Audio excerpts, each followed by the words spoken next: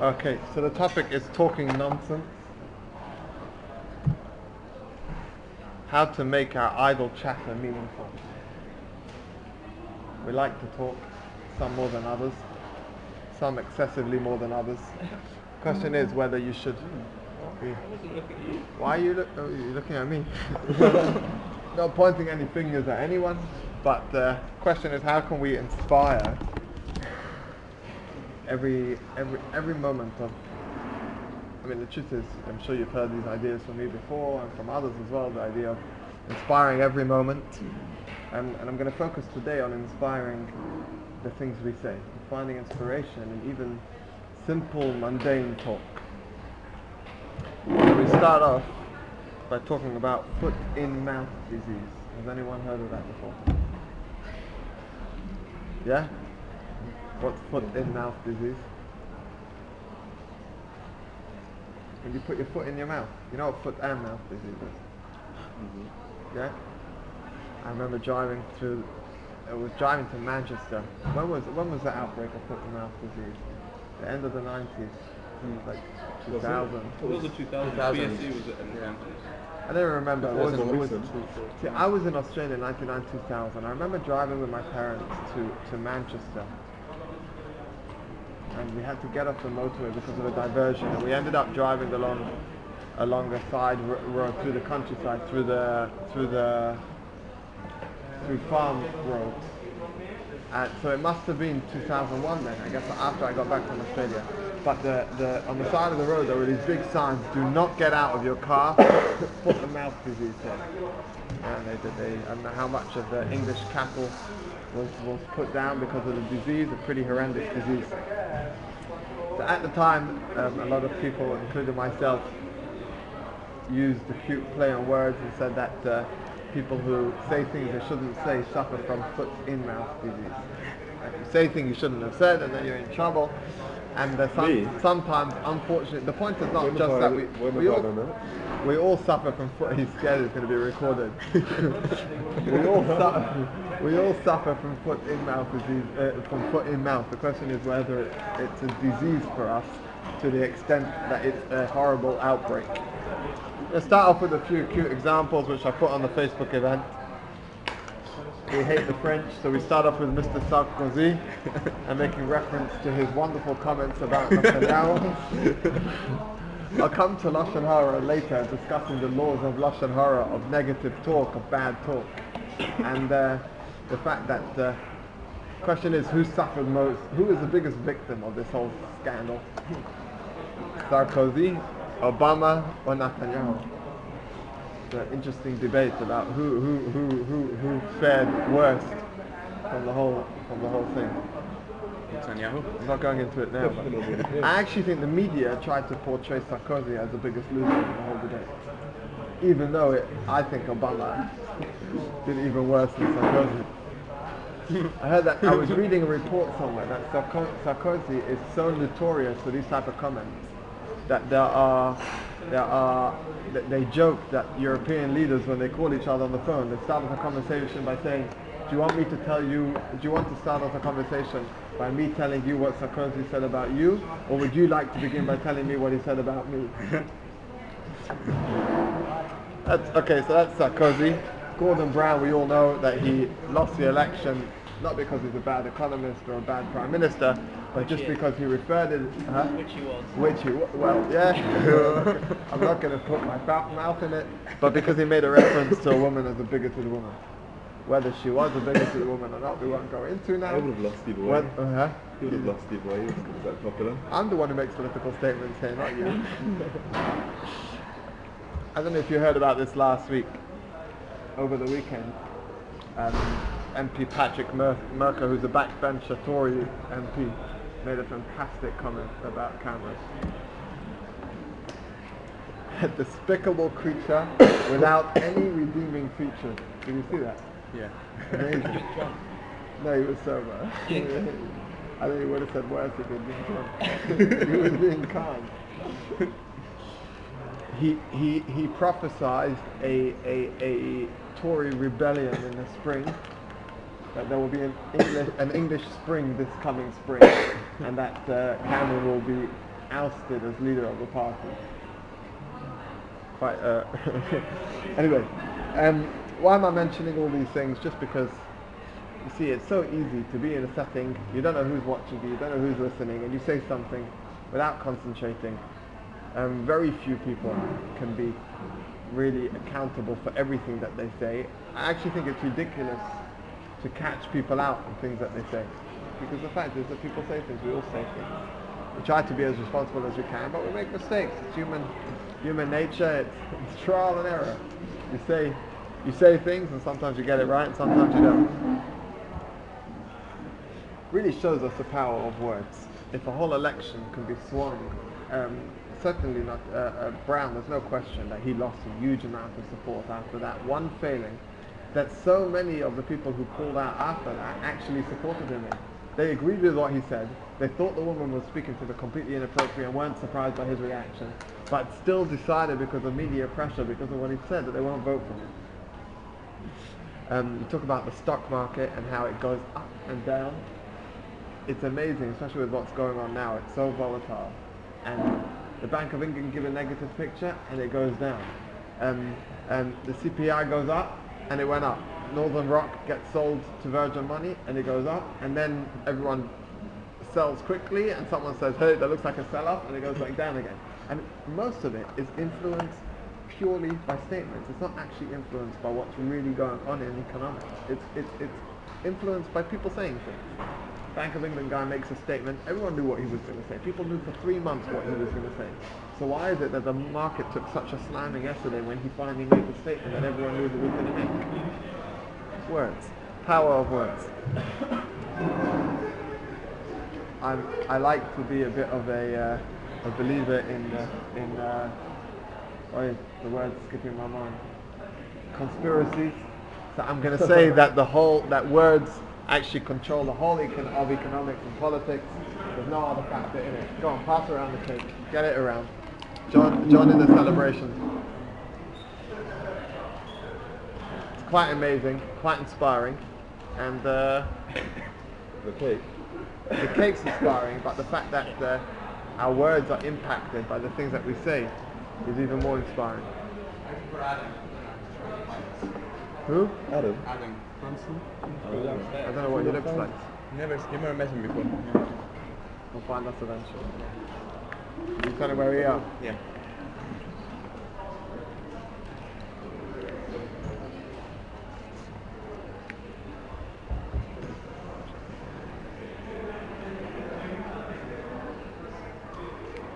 Anyway, so the power of words is very powerful. I'm now going to move on to speaking about responsible talk and the fact that we have to be so careful about what we say. There's a fantastic Mishnah in Pirkei Avot. Pirkei Avot is the only section of the Mishnah that is, is that him?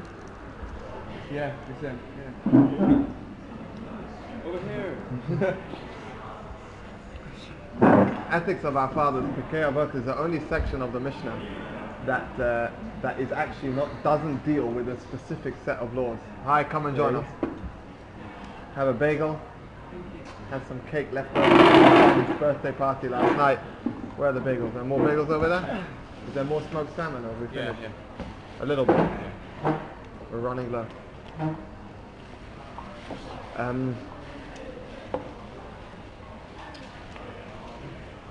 So Pirkei Avot, Ethics of Our Fathers, is the only section of the Mishnah that doesn't deal with a specific set of laws. There's a knife there, smoked salmon, mayonnaise, hummus. I don't know if there's any cheese left, but please enjoy yourself. Last week, who is it? Julian, you came last week and didn't want to eat anything because you thought you'd come late and you weren't entitled to eat. I wanted people to know that people should come when they want and go when they want and feel very comfortable to relax. It's not about the talk, it's about meeting together, finding some inspiration. Some people find inspiration by having a bagel. Some people have inspiration by listening to me. Actually, there was a girl, I hope she doesn't listen to this recording, there was a girl at Sussex who walked through the room where I did a lunch and learn in Sussex this week, on Monday. She walked through on her way somewhere, she had to rush. And she's like, I'm really sorry, I can't stay, I have to go somewhere. I said, you got 2 minutes, grab a bagel, and then you can continue. She's like, are you sure? I said, absolutely, take a bagel and go. It's not about, the lunch and the learn don't necessarily have to go together. You can take It the doesn't have lunch. to be the same way. Roy, you're actually the only person who's quite comfortable doing that. Gives me a lot of pleasure. Anyway, ethics of our fathers, the only section of the Mishnah that is more inspirational than dealing with a specific section of Jewish law. Every other section of the Mishnah deals with a specific section of Jewish law. You've got a section called Shabbat that deals with the laws of Shabbat, Brachot that deals with blessings, Pesachim deals with Passover, etc., etc. Ethics of our fathers is, as the name implies, ethics. In fact, the Hebrew name for it is chapters of the fathers, and the English, someone adopted the name. I'm very curious to see who. Can do some research into finding out who decided to call it ethics of the fathers. I think it's probably quite an old name. It probably dates back 100 years. But the idea that it's referred to in English as ethics of the fathers is a very suitable name for this section of the Mishnah. So this is what the Mishnah says. As a quote there, Ayin roeh, there is an eye that sees, CCTV, there's something watching us all the time. Yeah, it could be a spy hired by Murdoch to watch where you go and what you say and what you do. There's an ozen shoma'at, an eye that hears everything that you say. V'chol ma'asecha b'sefer nichtavim, and everything, all of your actions are transcribed in the book. The fact that you need to take responsibility because there's something watching you, there's something listening to you, and and everything that you're doing is going to be remembered and accounted for. There's a story about a rabbi who's traveling somewhere with his wagon driver, and they stop for a rest, and the wagon driver notices over the fence an orchard. So he tells the rabbi, do me a favor, I'm just going to go climb over the fence and get some fruits from the orchard. If you see anyone watching, tell me quickly. Climbs over the wall, climbs up a tree, he's picking some fruit, and the rabbi screams, you're being watched. He jumps off the tree, he hurts his foot, climbs, swings himself over the fence, comes running back, and he jumps into the front of the wagon as if nothing happened, and he looks around and there's no one there. He says to the rabbi, what was that all about? No one watching me. The rabbi says, there's something watching you upstairs all the time. You don't think that there's nothing watching you. You can't steal from an orchard because the owner's not there, because the ultimate owner is always watching you. Responsible talk, being careful about what we say, whether it's Murdoch watching us or the media, someone left your microphone on and you're going to get caught out like Mr. Sarkozy or whoever it is. You have to be careful about what you're going to say. I had to throw it in the phone hacking because it's still ongoing, and it's a fascinating thing in making us aware of, yeah, sure, do we say the things that we say because we assume that Murdoch has no interest in us? So let's imagine that we are important and that Murdoch might make some money off us, and be more aware of the things that we say and the things that we do. By the way, this is all an introduction. I'm leading towards something. Kol Nidre. What's the main idea of Kol Nidre?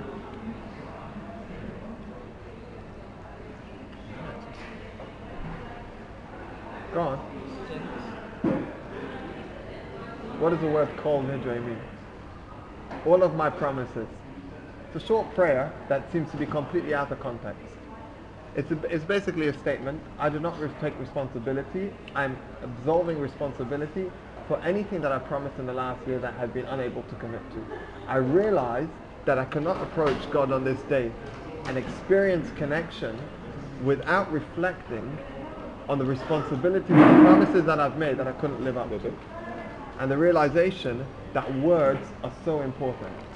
And that even if I made a promise, a verbal promise, and you think, I just said something, who cares how significant it is? I didn't put pen to paper, I didn't sign anything, it was just a verbal promise. Why do I have to take responsibility for it? No, you can't approach Yom Kippur without looking at these things properly and reflecting on it properly and making sure that you've either taken responsibility for those promises and fulfilled those commitments, or gone through a formal declaration, I'm sorry for these things and I retract what I'm saying in a formal way in front of the Torah, and I'm asking that I should be forgiven for the fact that I haven't fulfilled the pledge, and I'm asking that next year I should be more responsible in the things that I say. And that's how we begin Yom Kippur. You can't start Yom Kippur, you can't start the whole meaningful experience of Yom Kippur without going through that statement. Unbelievable idea. Verbal pledge. In the Torah, in the book of Devarim, Deuteronomy, there's a quote, Kol motza sefatecha tishmor va'asita, that whatever comes out of your mouth, you should keep. The importance of a verbal pledge. I don't know what the legal, Julian, you got into that yet? The legal connotations of a verbal pledge? Bit. Probably not significant. No. In Jewish law, it is binding. If you make a pledge, in Jewish law, you have to keep that pledge. Motza sifatecha, the issuance of your mouth, whatever you say, has to be kept. That's a reference actually, that if somebody makes a pledge to bring a sacrifice in the temple or to give a donation somewhere, they have to keep that pledge. And that's what that verse is talking about. The verbal pledge is so important. Our words, we have to take responsibility for. We can't think it's just a word, what is it? It's not in writing, it's not documented, who cares? And now we come to the classic Lashon Hara. Evil talk. Considered to be a big no-no, you have to be very careful what you say. Chabad generally likes to focus on the positive aspects of saying good things rather than being obsessed with discouraging and telling people not to speak Lashon Hara. But still, at the end of the day, you're not allowed to talk Lashon Hara, so you have to speak about it. The Talmud says a very interesting thing. 3 people are negatively affected. 3 people can be killed because of Lashon Hara. In other words, 3 people can be so bad, the speaking of Lashon Hara doesn't mean executed. Let me rephrase that. The speaking of Lashon Hara can result in the death of 3 people. The person who's saying it, the person who's listening to it, and the person who's being spoken about it. So Hasidic philosophy asks the question, what does that have to do with the person being spoken about? The person being spoken about could be on the other side of the world. They may never know that you said anything about them. Who cares? Why does the Talmud seem to think that the third person, the person being spoken about, is on the other side of the world, who will never know about the conversation? So you know that 2 people don't like you. You may never know that. You may never know that they said anything negative about you. So why does the Talmud imply that you will be affected by it? As Hasidic philosophy explains, from here we learn the power of words. And I'm going to come back to that on the next item, or illustrate that even more. But when we speak something, the effect that it can have on someone, even if they know nothing about the conversation, they're on the other side of the world. We say something about someone, it can have a tremendous impact on them in both ways, positive or negative. And therefore we have to be really careful what we say. We see that with Noach. The Torah makes a very strange statement. The Torah starts off introducing Noach, and the Torah randomly makes a statement. Noach was a tzaddik, a righteous man. Doesn't say that about Abraham, doesn't say that about Isaac, doesn't say that about Jacob, doesn't say that about Moses. It says compliments about Moses within a very specific context. I'm not going to go into them now, but it doesn't make a random statement of a righteous man. Why does it say that about Noah? So there's a discussion in the commentaries on the Torah. Was Noah a righteous man in comparison to the people of his time who were put to death, who were killed by the flood? Or was he a righteous man even in comparison with Abraham and Moses? Who killed first? Noah or Abraham? No. 10 generations. Okay. And the Talmud said that some commentaries are of the opinion that actually if Noah had lived in the time of Abraham, he would have been dwarfed by the greatness of Abraham. He was just a decent person. He wasn't anything special. We don't look up to him as a role model. We don't have an ambition to be like him. Because he chip science. He was just a decent guy. Yeah, if you unless of course you're learning how to build a boat, then you want to look up to him. But otherwise, and actually one of the architects that we got a quote for our this Chabad house, he's very he's a religious Christian, and he's very into these into Noach, and he worked out that there's a square in Brighton that is exactly the dimensions of Noach's Ark. And he wanted to build, with LED lights or something, he wanted to build a Noah Ark structure over this square. And he got really into it. He sent proposals to the council for it, and quite amazing. He was just telling me all about it. Anyway, so yes, I guess he has to be inspired by Noah, because otherwise he can't get the measurements right. But for the rest of us, Noah, he was just a decent man. What was he about to face? What was about to happen to Noach? Do you think you have challenges in life? Do I have challenges? Yeah. Okay. Now try and imagine that God tells you that you should build a boat. You're going to live in it for about a year with every species of animal, and your wife and kids. Well, he ended up being in it for a year. Yeah. And everyone else in the world is going to get washed away.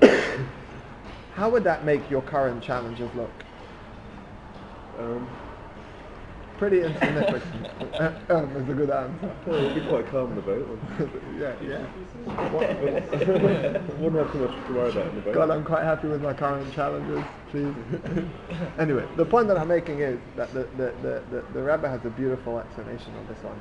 The Rebbe says, here we understand the power of words. Noach was faced with a challenge that was virtually impossible to overcome.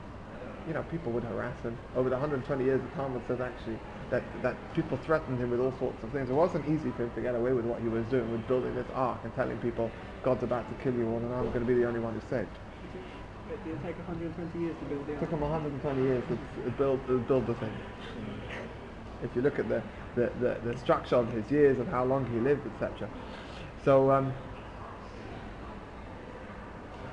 took him a long time, and it was a big challenge. So the Torah makes a statement. He was a righteous man.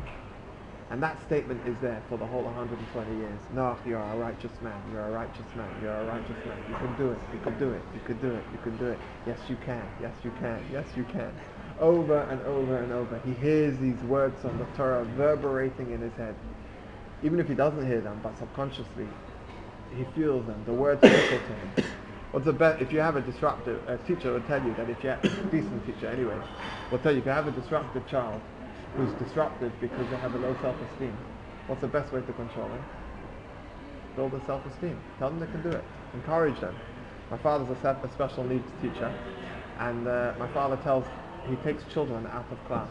He goes around to a number of different Jewish schools. He takes the children with special needs out of class. He teaches them, and then he communicates with the teachers. And one of the main things he makes a point of, his job basically in his communication with the teachers is to tell the teachers over again, if you catch this child doing one thing positive in the classroom, they contribute once. This is you can have a child with severe dyslexia, is unable to participate in the classroom for most of the time. If you catch that child contributing once for 1 second in a positive way, pounce on it, grab it, and praise the child, that the whole class knows you praise that child. Make the child feel like a million bucks. Because the positive words have a tremendous effect.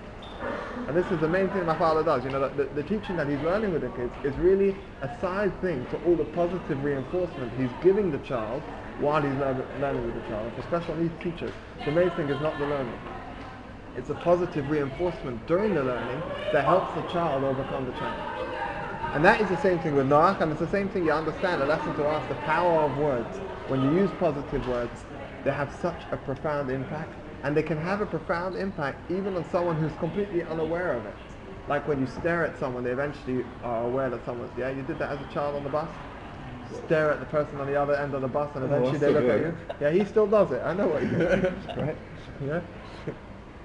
It's the idea of the fact that you're connecting souls. I'm sure there's, in modern philosophy, there's other ways to explain it, but in Hasidism, the idea is that you're actually connecting with that person. So when you say something about someone, they may never be aware of it, but because you have made reference to them, there is this type of connection with them, and it actually gives them the energy. And the same thing is, God forbid, vice versa. If you say something negative about someone, etc., it can have the same impact. Why am I going into all of this? Because in this week's Torah portion we read about a guy called Eliezer. Except that in this week's Torah portion his name is actually not mentioned.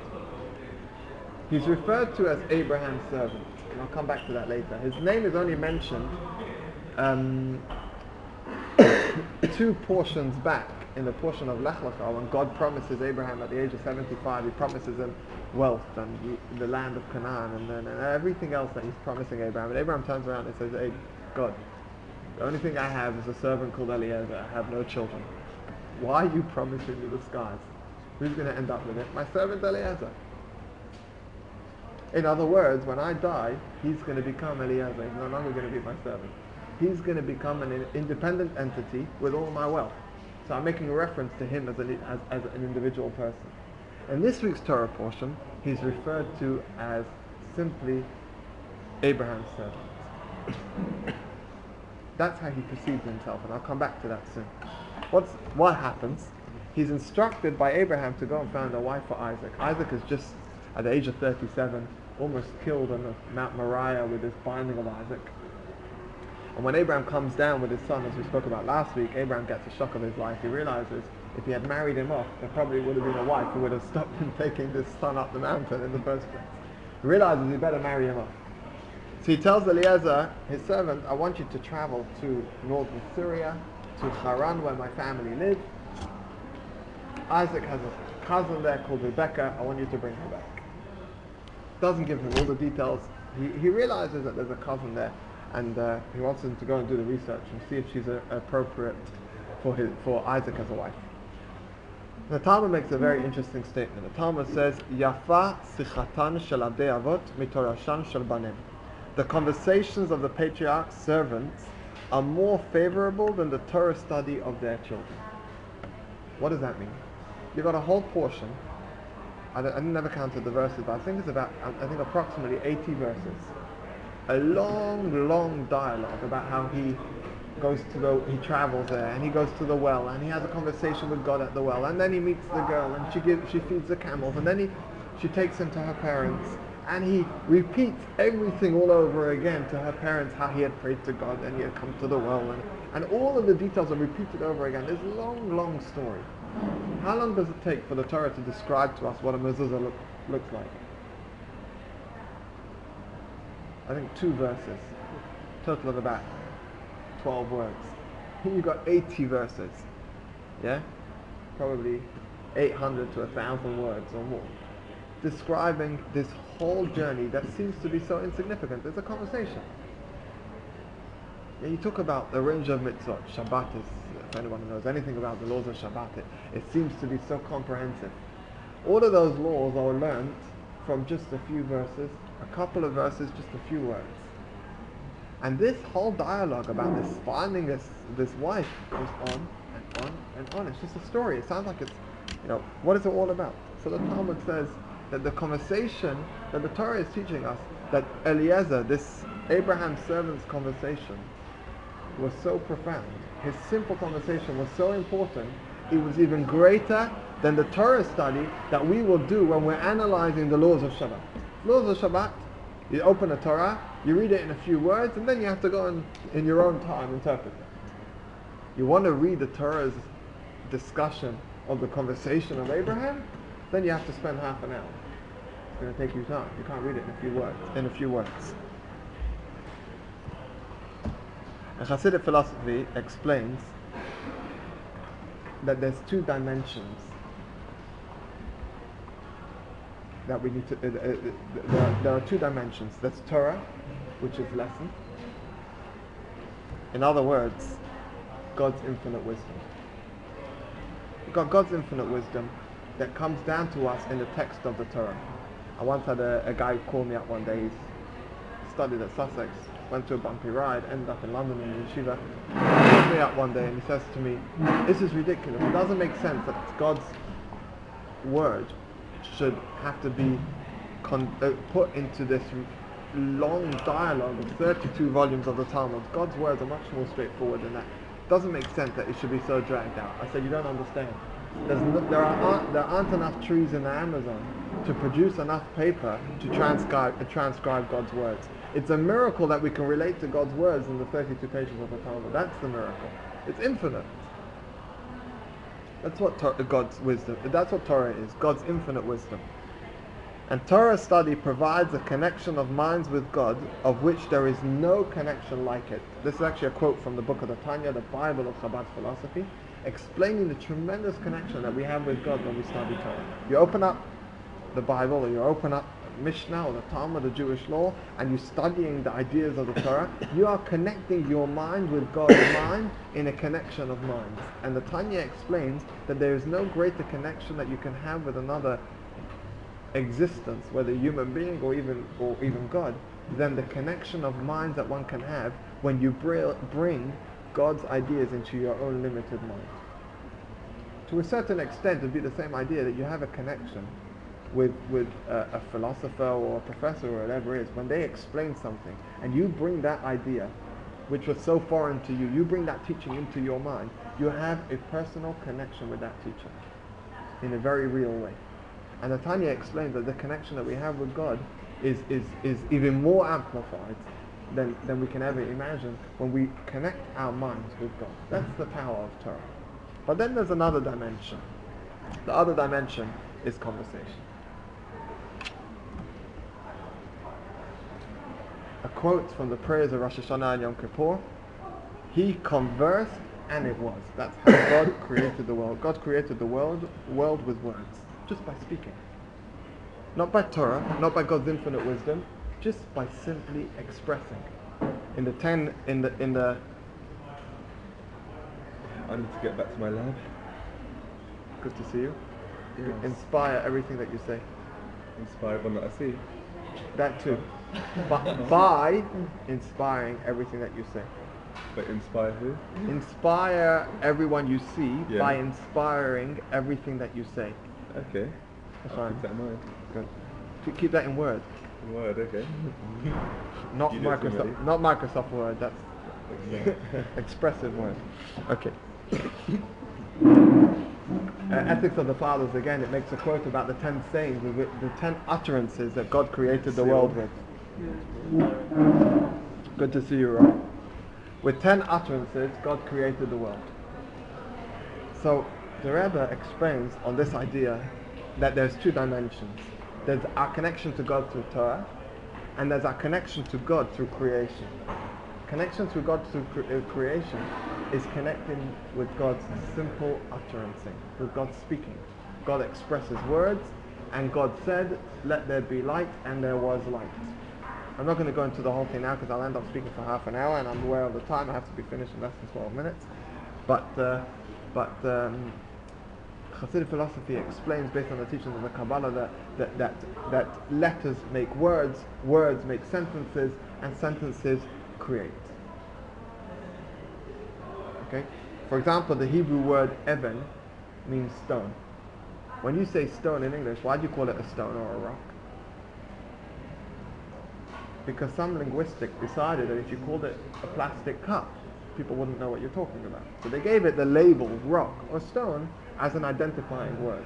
If we manage to make it a craze that we're going to start calling rocks hummus, and we really worked hard to promote it over the next 10 years, and we paid Oxford Dictionary to put it in the Oxford Dictionary, it would become the given word for that substance. Rock would be called hummus, and everyone would be fine with that, except for when you go into a falafel shop. But otherwise, everyone would be absolutely fine with that, right? It's just a label. In Hebrew, the Kabbalah explains, even is not a label. Even is a combination of 3 letters. When you put those 3 letters together, bingo, you have a rock. It creates. When God puts the aleph, the bet, and the nun together, the combination makes words. That's what utterance is. If you want more ideas in this, go onto Chabad.org and look for something called Kabbalah Tunes. It's very cute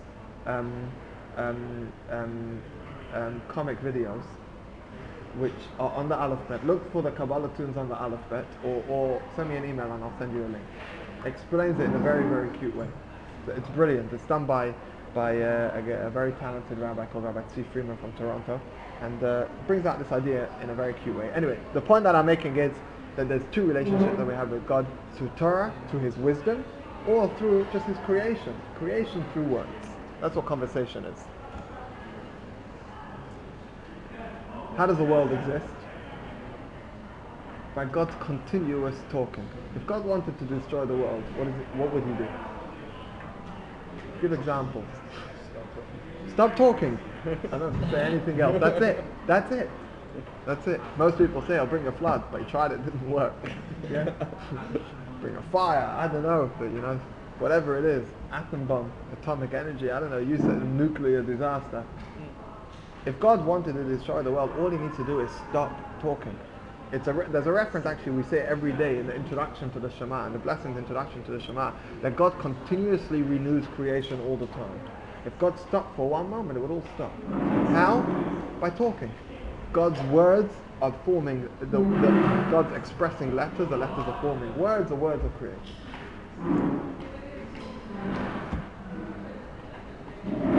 In our relationship with God, we can serve God through Torah study. Or we could serve God literally by elevating a mundane conversation. By making our own conversation special.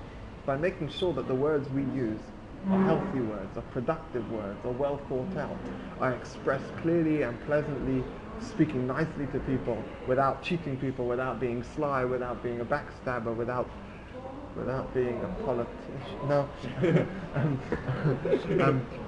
Just being careful by the things that we say and making sure that the words we say are pleasant. Using our words in a healthy, productive way, we connect our conversation with God's conversation. And what do we do by doing so? We enable the flow of divine conversation. Okay? We spoke a couple of weeks ago about the Jewish definition of Mashiach, what Mashiach is. Mashiach is a perfect world. You get to a perfect world when you've got a perfect system allowing that world to happen. The divine energy as it's coming into the world is concealed, is not coming through in the way it should, because we are not ensuring that the system's working well. We are selfish human beings who are obsessed with ourselves, and we do whatever we do, and it doesn't facilitate a healthy system. When we ensure that we live up to the expectations that we are supposed to live up to, we enable a healthy system. When we enable a healthy system, in turn, God's words come into the world in a healthy way. The flow of divine conversation comes down without any blockage, without any obstacle whatsoever, when every single one of the 6 billion or 7 billion of us, we hit 7 billion, yeah? A couple of weeks ago, it was all over the news. When every single one of the 7 billion of us ensure that our words are productive, then God's words will equally be flowing in a perfect way. Now, we don't have to say to ourselves, oh, there's 699,999,900, etc. So therefore, what's my word going to help? No, we have to make the point of trying to make sure that our flow is perfect, so that in turn, the flow to us and our surroundings can come more, and that in turn can allow us to affect everything around us. Helping, doing our part to make the world a perfect place. So they used to think that you can make the world a perfect place by going to Wall Street or St. Paul's Cathedral and making it and living in a tent. Now that they've evicted everyone from there, you're at a loss. How do I make the world a perfect place? I've got good news for you. Sit at home and go on Skype and speak nicely to someone on Skype, or just pick up the phone and speak nicely, or walk across campus and say something nice to your tutor or professor or a friend or an ex-friend or whatever it is, and you can actually make the world a better place by doing that. You don't have to make loud political statements. I like to make loud political statements, but even I will acknowledge that the true way to make the world a better place is just by making sure that we say good things and productive things, and that helps this divine flow of energy that allows the world to be a better place. And I'll finish off by explaining what I mentioned earlier. Why is Abraham's servant not referred to as a human being? He's not referred to by his real name, Eliezer. He's referred to as Abraham's servant. The reason is because he lived up to the lessons he learned from Abraham. And when he came and he had this long conversation, he wanted to make a statement to us. He wanted to let us know, I want you to know that I learned from Abraham how to speak. It's not me as an independent individual with my own shortcomings. I'm Eliezer with my own problems. Right now, I'm Abraham's servant on a mission for him. And every word I'm going to say on this mission is on his behalf. And I'm going to speak for him. I'm his voice. And therefore, when you look at the story of everything I'm going to say, you're going to see Abraham speaking. And when Abraham spoke, he ensured that every word he said was productive, and every word that he said ensured a perfect flow of divine conversation. So you want to know what perfect conversation is? Look at my conversation, the servant of Abraham, and you'll learn how to speak.